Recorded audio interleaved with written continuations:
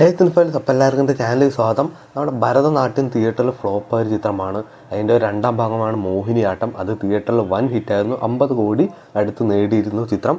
അപ്പോൾ ഭരതനാട്യത്തിൻ്റെ മൂന്നാം ഭാഗം അങ്ങനെ എത്തുകയാണ്. അതൊരു ഹൊറർ ജോണറിലുള്ള ഒരു ചിത്രമാണ്. രാസലീലാണ് ചിത്രത്തിൻ്റെ പേര്.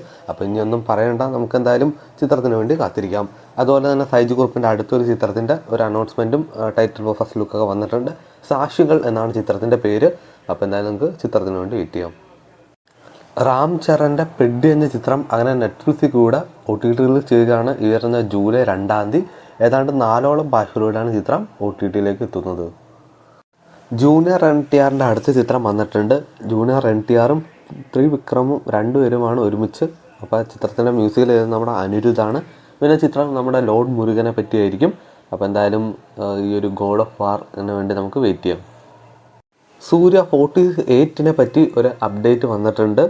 ചിത്രത്തിലെ നായികയായിട്ട് വരുന്നത് നമ്മുടെ കയാഡു ലോഹറാണ്. മ്യൂസിക്കിൽ എഴുതുന്നത് നമ്മുടെ സായി അഭ്യങ്കറാണ്. കറുപ്പിന് ശേഷം നമ്മുടെ സൂര്യയോടൊപ്പം വീണ്ടും സായി അങ്ങനെ ഒരുമിക്കുകയാണ്. സംവിധായകൻ നമ്മുടെ ജയ് ഭീം എന്ന ചിത്രത്തിൻ്റെ സംവിധായകൻ തന്നെയാണ്. ഹോംവാലെ ഫിലിംസാണ് ചിത്രം പ്രൊഡ്യൂസ് ചെയ്യുന്നത്. ഇന്നത്തെ ലാസ്റ്റ് അപ്ഡേറ്റ് ആണ് നമ്മുടെ കയാഡു ലോഹറും GV പ്രകാശ് രണ്ടുപേരും അഭിനയിക്കുന്ന ചിത്രമാണ് ഇമ്മോർട്ടൽ. ചിത്രത്തിൻ്റെ റിലീസ് തീയതി വന്നിട്ടുണ്ട്. ജൂലൈ 23 ചിത്രം തിയേറ്ററിലെത്തുക.